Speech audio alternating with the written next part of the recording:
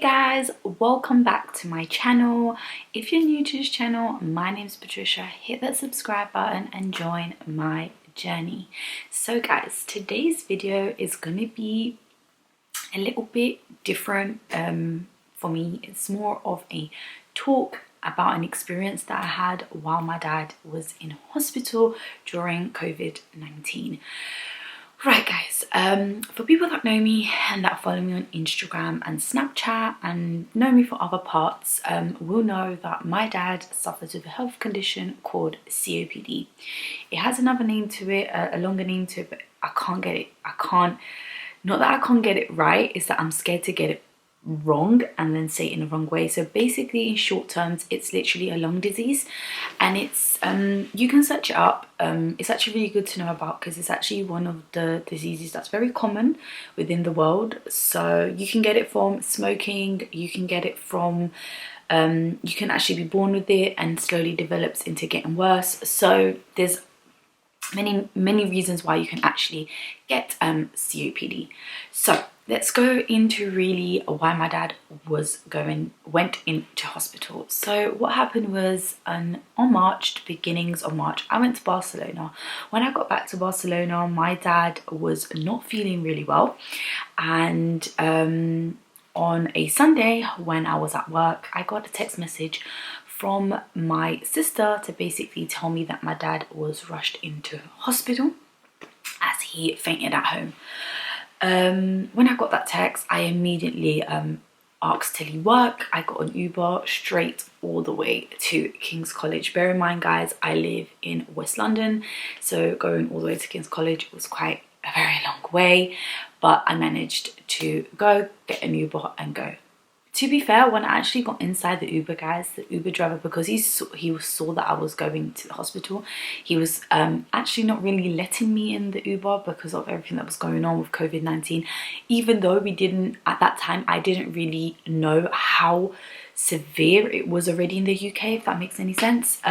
So when I got to the hospital, I met up with my mum and my older sister Sarah.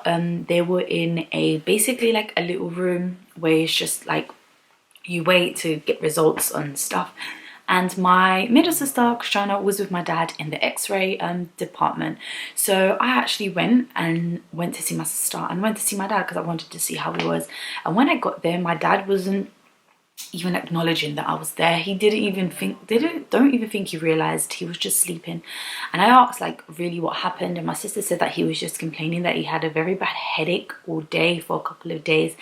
And because he was feeling so bad, my sister called the ambulance, and when calling the ambulance, a paramedic comes first by themselves. And when he came in, my dad, he actually asked my dad to stand up because his blood pressure was really low, and when my dad stood up, because his blood pressure was so low, he actually fainted and collapsed. That was when obviously they rushed him to hospital. On that day, when we got all his results back, tests, x-rays and blood tests and all of that, they said to us that he had a minor chest infection, which for us was really strange because normally when my dad has a chest infection, which he has a lot because of his lung disease, he actually complains a lot with breathing, and that wasn't something he was complaining about, which was really weird for us. So when he got his discharge letter, it basically said on his discharge letter that he had some kind of infection in his blood. So they related it to a chest infection, which was strange because they said to us his lung x-ray came clear. So it was all a bit confusing to us. They sent us home with antibiotics and so on. So while he was at home, I stayed at home at my mum's for a good 2 weeks while all of this was going on to help my mum, because obviously helping her drive around. Obviously my older sister had to go back to her kids at home, so I stayed over just to help out and things like that. My dad, for 2 days, he was still complaining he had headaches and stuff, but I wouldn't say he got better. Maybe he was just not telling us how he actually was feeling, or he physically thought he was going to get better. So what happened was, after like 2 days, he once again complained that he had severe headaches, and he was saying that he was really cold and he was always having blankets over him, which is really weird because my dad is never cold. So again, we called the ambulance. They came. They took very long, to be fair, to take him to hospital because they were all a bit confused. Even the ambulance was a bit confused onto why they sent him home with antibiotics if the chest x-ray showed he had no infection. It was all a bit confusing, and basically on that day his blood pressure again was super low for his age and for all the problems he has. And basically the paramedics, when they were there, actually were saying that it might be a sign of sepsis when it's like you have a blood infection. So and that is very serious, guys. So what happened was they went took him again to hospital. I'm so sorry guys if I'm sounding so muddled up, but so much happened that I just don't want to miss anything. So we went into hospital. We were there. The hospitals, guys, honestly was so packed. Like my dad was in the ambulance beds, I don't really know what you call them, and he was just outside in the corridor, like waiting to go into the emergency department. That's how packed it was. It was just so many people everywhere. So we got to the hospital. I was still there with my mom and my sisters. At that time there was still no rules of like social distancing and stuff like that, and as I said, we was, because of everything that was going on with my dad, we was literally unaware of like how the situation of COVID-19 was in the UK at the time. I hardly even had any communication with Evan at the time as well. Like so much was going on. So when we was at the hospital, we were there. My dad was like making his jokes and stuff like he normally does even when he's sick, and he done more tests, more blood tests, more x-rays. He done the whole lot. On that day he actually stayed overnight, not necessarily for a long time. He literally stayed there for a few hours. They said they were going to put him on some drip because he was a bit dehydrated and this and that, and I don't know, they didn't give us a good conclusion of what he had, let's just put it that way. And me and my sister left because obviously we couldn't be there because he was going to stay overnight, and we got there the next morning. When we got there the next morning, my sister calls me and asks me to bring my dad's cylinder oxygen. So my dad uses oxygen at home, and he also has these cylinder oxygens which he carries with him every time he leaves the house in case he needs oxygen, especially if we're going out for a long period of time of the day, because he uses this oxygen machine minimum 12 hours a day at home. So I took a cylinder so that we could get him from the hospital to the car home, and we went to pick him up. In his discharge letter, again, it just said he had a minor chest infection and that he got treatment for it. That time they told us to stop giving him the antibiotics, to not take them when he got home. So that's what we did. He did not take his antibiotics and to carry on taking his medication normally as he was taken. So that's what he did, guys. It didn't last 2 days. My dad was again in hospital. We had to again call him the ambulance because the night before he went, I was staying at my mum's. Me and my mum was sleeping in the sitting room because we didn't want to leave him by himself. And he actually, when he got up to go to the toilet, he literally fell on top of me and my mum. Like my dad was just, he like till today, he doesn't remember what happened. His temperature was so high, his blood pressure was so low. So much was going on with his body that even when we talk to him about the situation, he doesn't recall that before actually going to hospital. So that time when he went to hospital was because they could literally not put his blood pressure back up. They tried everything, it was not working. So he actually stayed in hospital. When he stayed in hospital, guys, so basically what happened was my dad was having symptoms of COVID-19, which was the fever, the chills and the shivering, and low blood pressure. Oh no, not low blood pressure, headaches, sorry. But the reason why he was getting these headaches was because of his low blood pressure. But obviously they had to take the precautions, so they actually thought it could have been COVID-19, which was quite funny because we were all there, me and my sisters, in the room with him, and the nurses and stuff would come in with masks and gloves and stuff like that. Obviously at that time we were a bit concerned because we knew like that COVID-19 affected people with lung problems. So we were really scared. But in our head we were always like, no, he can't have it, because like, how would he have got it? The only thing my dad really does at the house is go shopping. And obviously we still was hardly aware how you caught it. Like, it was also a big confusion. So they done tests. They done a COVID-19 test on him, and that night he was taken to a ward, which this ward was specifically based for COVID-19 people that were getting tested, basically. So they put him isolated in a room, which we were actually very lucky, guys, and I'll tell you why we were very lucky with that. So they isolated him in the room, and we had to leave him there, guys. It was so sad to leave him there, because we had to tell him, right? We had to tell him why he was there. Like, we had to tell him that he was getting tested, because my dad's English is not great. So when a doctor like speaks to him, he's not really understanding. But we had to explain to him that the reason why he was there was because he was getting tested for this virus that was deadly right now and just changing the whole world. So he didn't really say much. He wasn't saying much words to us. He was just, you know, okay with anything at the time. We left. The next morning, obviously we asked them, like, if you get the results, we let us know. They were like, yeah, we will contact you guys straight away, because then that means you guys have to stay in quarantine, at home, isolated and stuff. And we said, okay, fine. We got there the next morning. We had to go and see him individually. At the time, guys, my dad was the first patient in that ward, so there was no other patients anywhere. By the next morning when we got there, the room beside him, which was an open room and wasn't isolated, was full of people. He was still in the isolated room, so he still had contact with nobody apart from nurses and doctors, but they always took their precautions when going to see him. Even so did we. So we all went to see him, and when my sister Chris went to see him, the doctor came and basically told her that 80% chance that my dad did have COVID-19, and that basically they were going to tell us, they told her the procedures they will have to take if he had it.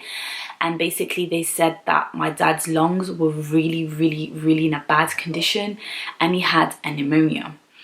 And that obviously for them, that was COVID-19 at the time, because that was the thing that was going around. And he said something really sad to her, and he mentioned it to my older sister as well and to me once, was if my dad had to go on life support, that they couldn't put him on a ventilator because his heart was so weak that he actually wouldn't cope. So that was already like a big, like, scary moment for all of us. And then obviously my sister came, me and my mum were in the waiting room, and she explained this all to us. We just broke down in tears, because obviously that was the only explanation for us that made sense on why he was so severely sick and why they couldn't really know what was going on with him. So we started to call, like, people were calling us, so many people were calling us because they knew my dad's situation. And just like, just thinking about it gives me goosebumps, because we were all on the phone, and my mum was actually talking to one of my aunties, which is her sister. And basically my auntie, like, she explained to her the situation and what the doctor said, and my auntie was like, oh, don't worry, like, something is telling me that he doesn't have it. And the minute my auntie said that, sorry guys, the minute my auntie said that, the doctor came and said, oh, has the doctor came to tell you the news? And we were like, what? And they said his first test of COVID-19 came negative. So for now we have him as he's not, like, he doesn't have it. And we were so happy. But then he went, don't get too excited, because we do 2 tests, and like, we have to do 2 tests. This one came negative, but the next one could come positive. But you know, it's that little bit of hope, like that excitement in you, that you're like, oh my gosh, it's negative. Like, you know, you always think, like, you know, oh my gosh, like, but then I start thinking, you know, there is false negatives. So we had to keep it in mind that it could still come positive. We wasn't allowed to stay in that ward anymore, so we had to go home, and we went. They then called us and told us that my dad was changed of ward, and the next day when we went, he was already in a ward downstairs, open. So basically saying that the second test came negative as well. When he was in that ward downstairs, he was in so much pain, guys. Like, I can't even explain it to you guys. They were doing so much tests on him, they were taking so much bloods, they were doing so much to him that he was in so much pain. Like, his body was hurting him. Like, we had to feed him because he was not eating anything. Like, he was just not getting better, and we didn't know why. The doctors couldn't explain to us what was going on. Like, all they told us was a pneumonia, but you can get a pneumonia from so much, guys. Not only from a cold, or you can get it from an infection, you can get it for so much stuff. So they wasn't telling us like what was going on, and it was starting to really frustrate us and really getting us upset. So he was there for the weekend. The following Monday, because we had to take in turns, because my sisters were working, I was working, so we had to take in turns who was going to go there to speak to the doctor, because they used to come in every morning.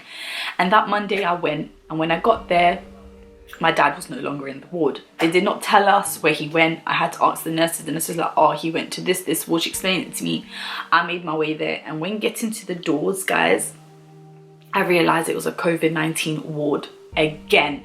Not the same one he was in, but this one was way more, like, it was so scary, because when I opened the doors, the first thing I saw was like all the doors, like, it was literally like a door on each side of the ward with a long corridor, and each door had a color on the door, the traffic light colors. So it either had green for you don't have COVID-19, yellow if you're waiting for the tests, and red if you do have it and you're infected. And I saw at the time when I was there, they were mostly all in yellow, so mostly all waiting for the results. And I asked the doctor, I was like, my dad got moved here, like, I don't know what's going on, no one told us anything, no one called us. And then the lady, till today I can't forget this, she literally said to me, you know what this ward is, right? And I said, yeah. So she said, well, if he's here, then most likely he's got the virus. Literally my whole world just like collapsed, because I was like, this is not making any sense. Like, it's just not making any sense to me. Like, a few days ago he didn't have it, now he has it. Like, what's going on? So she took me to my dad, and when I got to my dad's door, guys, his one actually had red, which said he did, so basically saying that he was infected with it. And I was like to her, no one informed us of this. And she's like, look, let me go and double check his results and I'll let you know. I came in, took all my precautions, mask, apron, gloves, everything, and I came into him in there, and he seemed like a bit like livelier and happy, let's say. And I asked him, I was like, oh dad, how have you been? Like, how did you spend your night? Bearing in mind, guys, I had just literally cried my eyes out before going into the room, to my sisters, to my mom, to all of them. And I got into the room, obviously pretending like, you know, I hadn't cried, and just, you know, getting on with the day. And I basically had to explain to him what was going on, and that obviously in his door it had red, and most probably he did have the virus. He didn't say anything, guys. Like, he literally just looked on the floor.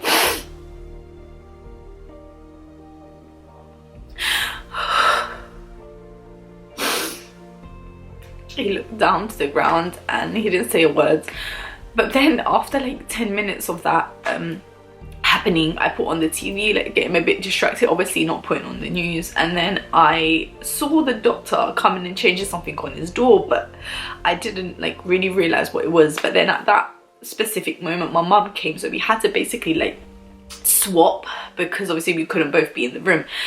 And so I swapped to my mum, and when I opened the door, I saw that she must have changed it to yellow, because now he had yellow on his door, which made me like so relieved. So then I went to ask the nurse, and I asked the nurse, like, you know, you changed the door, you like, and she said, please just wait, the doctors are coming around to every patient, and when they come to your dad, we will call you and let you know exactly what's going on.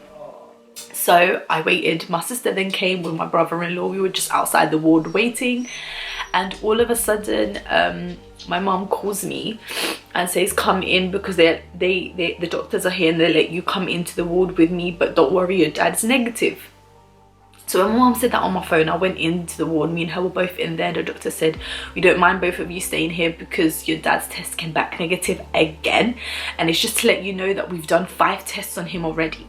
So they had done so much tests on him, and they've all all came out negative. However, they still put him in so much danger because they kept putting him in the ward where the virus was actually at. Like, it was so confusing. So I asked her and I said, could you guys please just tell me like what's really going on with my dad? He done so many tests, guys. He done a CT scan, he done MRI, he done so many tests. I was like, please guys, just tell us, like whatever it is, just tell us what he's got. And they were like, listen, we don't want you to think that your dad's got any form of cancer or anything like that, because it's not that. He's just got a very bad pneumonia, but we're just trying to see where it's come from and like why he's got it this bad and this severe. And we explained to her the whole situation, and she was saying to not worry. And then also they were going to do another chest x-ray on that day to see how it progressed, how bad the pneumonia was. And I said, like, is he gonna leave this ward? Because if he doesn't have like the virus, I don't want him to be here. And I obviously asked, like, when they move him around, do they take masks, do they take everything? She said, yeah, don't worry, he'll be 100% safe. So after that, my dad got changed from ward again, and he went back to his original ward downstairs. My dad was still really sick, guys, like so sick that my dad couldn't go toilet on his own. My dad couldn't physically hardly move. Like, he was always consistently sleeping. He was so bad, guys, let's just put it that way. And my dad is such an energetic and lively person. Like, to see him in that state was just so bad. Like, I can't even explain. So yeah, that happened when he was downstairs again in the ward. They basically said to me a few days after, when me and my mom went to visit him, that we were no longer allowed to go and visit him, and that he had to basically stay in hospital by himself. And guys, like, my dad doesn't know no English, and knowing that he was gonna stay there by himself, and we had to tell him that, we had to be like, look dad, we no longer come and visit you. We didn't even know still at that time what he had, so we didn't even know, like, could this be the last time we see him? We do not know nothing. And they were like, look, you can call in every single day and talk to the doctors, like we will have the doctors talk to you, but you guys can't come because COVID-19 has got so serious that we're not allowed to have any people at the hospital. There's no visiting, no nothing. The only thing that they allowed to happen was my mum to go and give him a bath, because he refused to like have a bath from anyone else. Not even we was allowed, only my mum, no nurse, no nothing. At the time he was really sick. So my mum would go there not every day, but like every 3 days to give him a bath and stuff. And yeah, so that happened. We wasn't allowed to go anymore. It was during Easter as well. Like, he spent Easter by himself. We all did, really and truly, in our houses. However, like, him in hospital with nobody. And bear in mind, my dad has hardly any family in London. He only has one sister, and that sister lives quite far. So yeah, it was a very hard time with all of us, and we FaceTimed him every day, but you know, it's not the same thing, you know, not physically being there with him. My dad actually lost, guys, in hospital 20 kilos. That is a lot of kilos that he lost while being in hospital, because he was not eating. He was just like, he was really weak. So what happened to my dad basically, guys, is he had a blood infection from a cut he had on his leg. That's what we're thinking, because he had a severe cut. They said the infection came from like a little cut or something, and he had a very bad cut last August, which we had to like keep curing at home, and he had to keep going to hospital to get it like redressed and all the dressings on it. And basically what happened, he got severe sepsis, and it went because they didn't give him antibiotics straight away, and they done all of this COVID testing before they gave him the antibiotics. The infection went to his lungs, and basically that's why his lungs was so bad, and that's why he had a pneumonia. And it took so many weeks of antibiotics to get my dad better, like so much. I don't know how much doses he took. I know he was in hospital for 6 to 8 weeks in hospital. I'm not sure if it was like 7-8 weeks. I just can't remember. I know it was a very long time, guys. He is now out finally. A few weeks already he's been out, and he's doing so much better. I'm so grateful for everything that they did for him in hospital. Even though at the beginning when he was there, I was very angry at them, not because obviously I knew they weren't doing their job or whatever, but because you are so upset and you don't know what's going on that it angers you that these professionals can't tell you what's happening. And what angered me the most was that he didn't have COVID-19, and the fact that they kept putting him near people and in wards that they had it was what was really frustrating. Even though I know they were doing it like because of precautions and stuff, but at that moment when your dad's going through so much pain and we don't know what's going on, we don't know what to expect, we don't know what phone call to get tomorrow, we don't know what we're gonna walk in when we go into hospital, like it was just too overwhelming and scary that I was angry. But now looking back at it, I know that they've done everything for the best of every patient and themselves, so I understand. But at that time, guys, it was so scary. It's a fear that me and my sisters and my mum live every day because of the way my dad's health is. You know, we never know the day of tomorrow, and just to see how much he's like got better, like we never thought he was gonna go back to being okay. From someone who was on the highest oxygen level you can be in hospital, to having oxygen every single minute of the day, 24 hours, to now being at home back to his normal oxygen that he used to be and not using it all day is just so like, we're just so grateful. And we pray every day. I pray every day, as you guys saw in my facts about me. I pray every day, and every day I thank God so much for keeping an eye on him. Even the doctor said to us at a point, like, your dad must be having a guardian angel for the fact that he's been around so many people with COVID-19 and he has not caught it. It's like he has a guardian angel. We do believe that my dad most probably has the antibodies for this virus. We believe because we would have, for what he went through and the amount of time he was in hospital and everything that happened, he would have caught it somewhere, somehow. That's what we believe. We're so glad he didn't. And just to verify, you guys, my dad did not have COVID-19. So many people asked me this. He did not. He got tested 7 times, guys. 7 times, and all of them came back negative. So he did not have that. He had a very bad pneumonia, guys.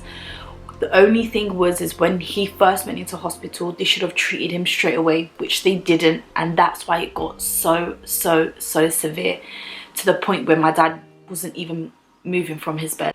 But guys, when you take your loved ones to hospital, or whenever you guys go to hospital, just make sure that you ask to get checked properly. Just make sure that you care for those people and you make sure that they're getting the treatment that they do. Because honestly, me and my sisters were constantly there every single day, every minute, talking to doctors, calling the doctors every day, making sure we knew everything. Because I think if we didn't, I think it would have taken even longer for my dad to get better. And bearing in mind that pneumonia is such a high rate of deaths in the UK, which is crazy.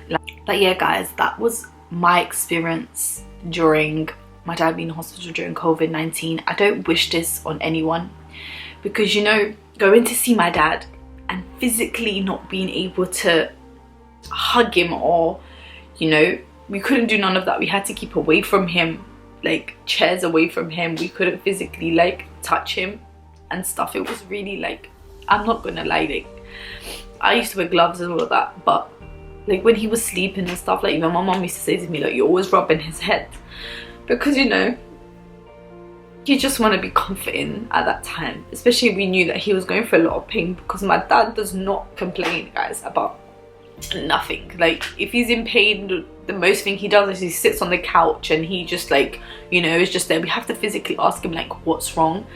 And the fact that he was like always saying like ow, ow, that was always what he was saying. He wasn't talking, and all he was saying was literally all the time ow, ow, ow. Like I just wanted to comfort him. Regardless, at that point I didn't even care if I caught the virus he had. Like I couldn't care less. And yeah, guys, sorry to be crying. Like I actually tried to film this video the other day and I started to cry and I didn't finish it. But I think this one came out a bit better. I didn't cry as much, but it was a time that was very scary for us, guys. Like being at that point where you don't know what's happening to someone that you love so much is very scary, guys. But yeah guys, that was my experience. Not meaning everyone will go through the same thing, but just keep an eye and make sure that you're there for the people you love, guys, because we never know the day of tomorrow. Appreciate everyone, be grateful for everything, and yeah, thank you guys so much for watching. It means the world to me. And yeah, thank you all for your support. Also, I want to thank everybody that kept texting me and sending me messages while my dad was in hospital and supporting me even though we couldn't physically be together. It meant the world to me. Thank you all so much. I love you guys all with all my heart. Everyone that subscribes to me honestly means the world. And yeah guys, I'll see you guys in my next video. Bye guys.